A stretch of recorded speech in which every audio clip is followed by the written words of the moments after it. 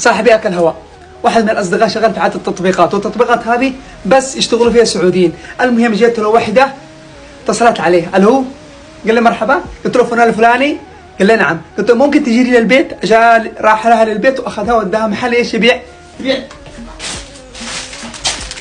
ورود. اوكي، شايفين الورود هذه هو اشتراها امس لها.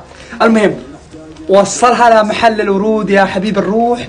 قلت له اوه سوري نسيت البطاقه الصراف في البيت، تقدر تحاسب علي بس ترجعني البيت واعطيك فلوسك كلها. قال لي ابشري، على نيته الرجال، رازق الله يترزق الله. اوكي، على نيته اشتري لها الورود، وصلها لمكان ثاني وكمان دفع 50، ومكان ثالث دفع برضه 50، يعني 250 ريال سعودي راحت عليه.